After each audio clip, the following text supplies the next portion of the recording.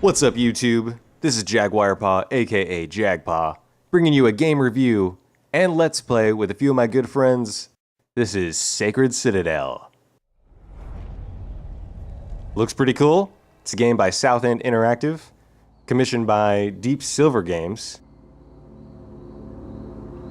The most notable thing that Southend Interactive has done is actually 13, which came out, I think, 15 years ago, something like that. I think it was the first cel-shaded game.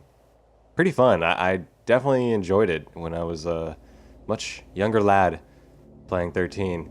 But Deep Silver actually owns the Sacred brand, I guess. They've made 2 other Sacred games. A third one is on the way, a Sacred 3 that is. I guess it's the 4th one in reality. They're dungeon crawlers though. Completely different game style, a la Diablo or Torchlight. They've been received well, but this is totally different. It's a brawler, it's a beat 'em up, it's retro, it's old school, but it looks like a lot of fun.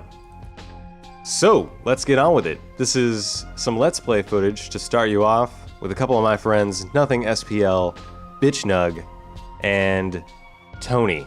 I feel like one of those kids that's just swinging their arms like and you're just like, I'm not trying to punch you, but if you walk into me, you know, you might get punched. Yeah.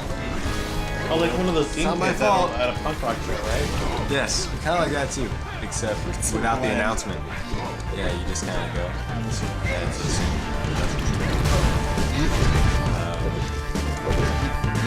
but then you actually walk towards the person. Please apologize. This is working.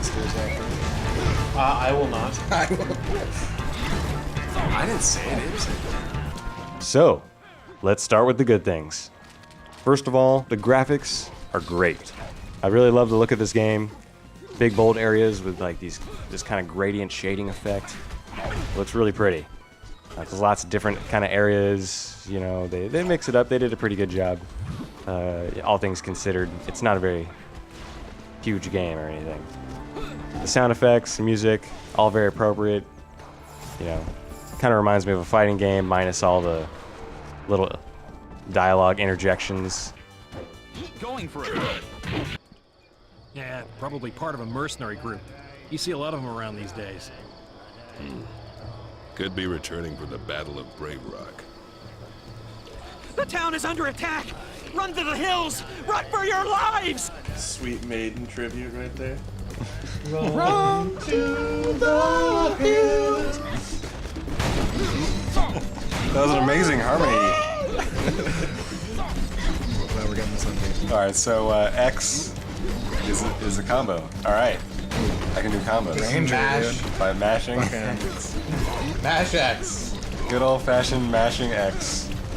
All right, I know how to This play. would be like the red button if this was on an old arcade. Yeah. So familiar. I already know how to play this game, and I already know how to get 15 hit combos. Yes! The weapons and abilities are kind of dumb. I'll get into that later. However, it's really cool that you can get different weapons in your hands, and they actually kind of attack different, and there's even like fire effects and stuff. That looks pretty cool. So visually, the whole gear thing is kind of neat with the 2 different weapons in your hands. I also like the fact I can play this with the kiddos. It's pretty straightforward. If I have my 5-year-old cousin next to me just mashing X the whole time, he's not really going to hold me back. You know, it's still going to be an enjoyable experience. We're still going to be able to get through, as long as I'm there to make sure we don't both die at the same time. Length is pretty good, about 5 to 8 hours. There's lots of cool bosses, lots of cool mini bosses. There's even a couple fun vehicles and beasts you can ride.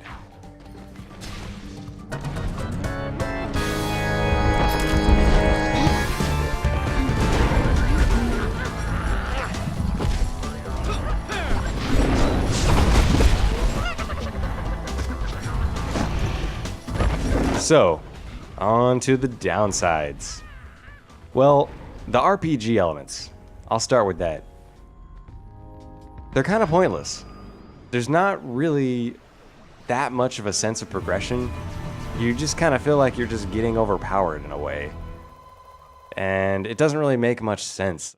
It seems like it's just arbitrary values kind of put on these different pieces of gear, and you know, as you level you kind of add to your stats, and it doesn't really seem to have a purpose.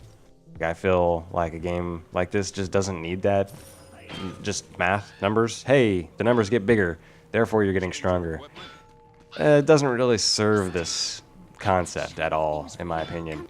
Like I said, visually the gear is cool, but I would have been fine without the RPG stuff.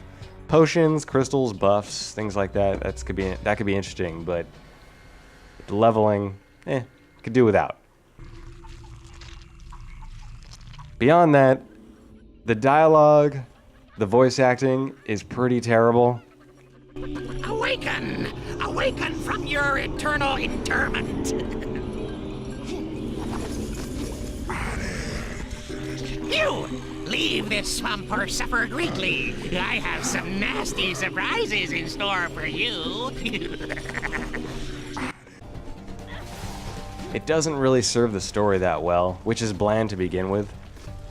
But, you know, that's not really what's important in a game like this. Let's get out of here. We'll return to search through the ashes later. Bring the survivors. If they know anything, tickle them until they talk. Great suggestion, Mama. As far as replay value goes, they have this scoring system where you can get bronze, silver, and gold on every level, which is kind of neat the first time you go through, but I feel like the whole thing is set up so that you get to the end of the game, max out your level, become overpowered, then go back to the easy levels, and just ruin them, you know.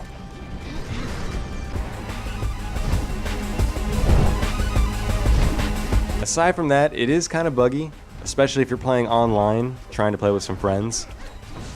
I was playing with a few of my friends. Here's a clip of me, Ib, John, and Tony.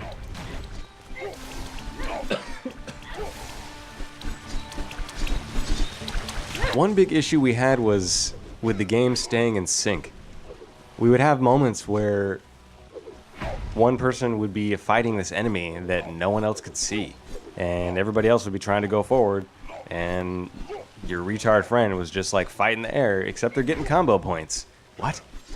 That's the menu, dude. That's awesome. Is it? Yeah, dude. That's like the main menu. How do you press? Yeah. It is. Like, just keep going. Oh wait, Just keep going. Here we go. Clearing up. Let's go. Let's see what happens. You're somewhere else, bro. Oh, look at this. Look at this. It's not rendering anything. What the fuck? Look at It's this. because he desynced. Oh. Look at you guys are just falling off. Look at this. Look at, Go down. Go down. so where am I? You guys are just raining from the sky. Look at this. Sick. Wow, are you recording this? Yeah, I'm recording it. Right, let's see. Oh, it looks oh, better. he's got the mine. All right, cool. better. Cool. Looks like we're there. Tony, what does it look like on your screen? Oh, Looks all right. okay, we're. All I right. think we're in business. Right, this mine is off limits.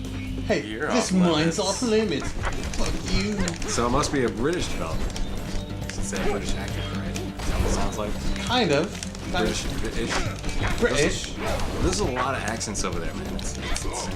Because they got the Cockney accent, they got the Liverpool accent, the think there's- Winchester accent. I think there's like bro. what? Shit. I think there's like 2 accents at least in London. North and South London. No, it's North London and East End. Oh. East. Because you know that song East End Boys? No. West End boys, bro. That was also West End town, a dead end world. The Eastern boys and Western girls. High priests are allowed to enter. Other than that, there's one in the menu when you're trying to connect with people. Sometimes you don't know what level their characters actually are. Sometimes it looks like they're looking at selecting your characters. Kind of funky. I don't know what the deal with that is.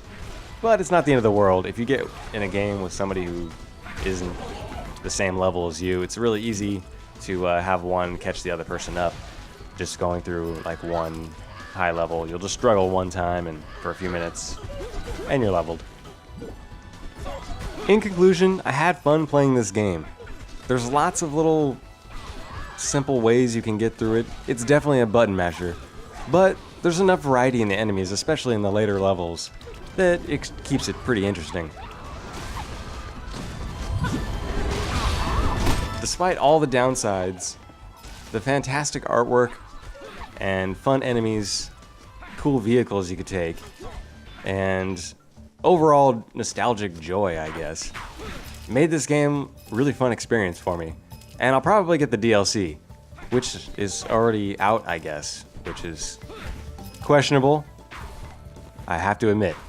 All things considered, this game gets a JagPaw 6.5 out of 10. It's a fun game, you'll have fun playing through it, but there's nothing really that special about it.